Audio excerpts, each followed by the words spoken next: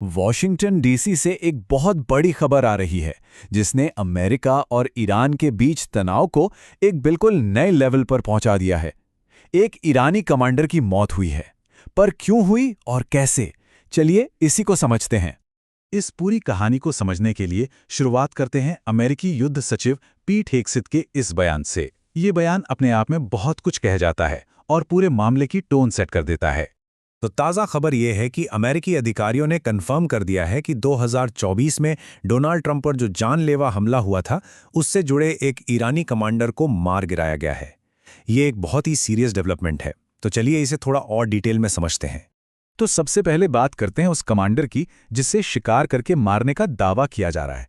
ये सब सामने आया 4 मार्च 2026 को हुई एक ऑफिशियल अनाउंसमेंट में।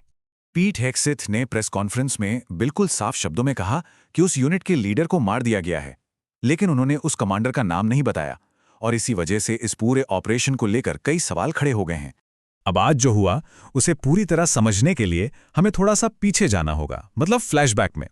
आखिर 2024 में ऐसा क्या हुआ था जिसने आज की इस कार्रवाई की नींव रखी?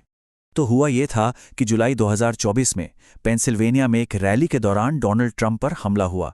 शूटर तो मौके पर ही मारा गया, लेकिन बाद में अमेरिकी जस्टिस डिपार्टमेंट ने इसके तार सीधे सीधे ईरान के इस्लामिक रेवोल्यूशनरी गार्ड कॉर्प्स यानी IRGC से जोड़ दिए। और IRGC ईरान की सबसे ताकतवर मिलिट्री फोर्स में से एक है। और बस इसी आरोप ने आज की इस कार्रवाई की जमीन तैयार कर दी। अच्छा, तो ये जो कमांडर पर हमला हुआ, ये कोई अकेली घटना नहीं है, बल्कि ये एक बड़े मिलिट्री ऑपरेशन का हिस्सा है जिसका नाम है ऑपरेशन एपिक फ्यूरी। चलिए देखते हैं कि इसके अंदर क्या चल रहा है। अमेरिकी युद्ध सचिव का ये बयान दिखाता है कि अमेरिका का रवैया कितना आक्रामक है। मतलब साफ है, वो इसे पूरी गंभीरता और ताकत के साथ आगे बढ़ा रहे हैं। और ये सिर्फ बयानबाजी नहीं है, इसके पीछे एक ठोस प्लान भी है। इस ऑपरेशन के 2 बड़े मकसद साफ बताए गए हैं। पहला, सिर्फ 1 हफ्ते के अंदर ईरान के पूरे आसमान पर कंट्रोल करना, और दूसरा, इसके लिए सटीक ग्रेविटी बॉम्ब्स के असीमित स्टॉक का इस्तेमाल करना। इससे अंदाज़ा लगाया जा सकता है कि ये कितना बड़ा और सोचा समझा ऑपरेशन है। लेकिन रुकिए, कहानी में एक और मोड़ है। जो हाल की कुछ घटनाएं हैं वो इशारा कर रही हैं कि ये लड़ाई शायद सिर्फ ईरान तक ही सीमित नहीं रहने वाली, बल्कि उसकी सीमाओं के बाहर भी फैल रही है। 80 ये सिर्फ एक नंबर नहीं है, इसके पीछे एक और बड़ी घटना छिपी है जो इस लड़ाई के बढ़ते दायरे को दिखाती है।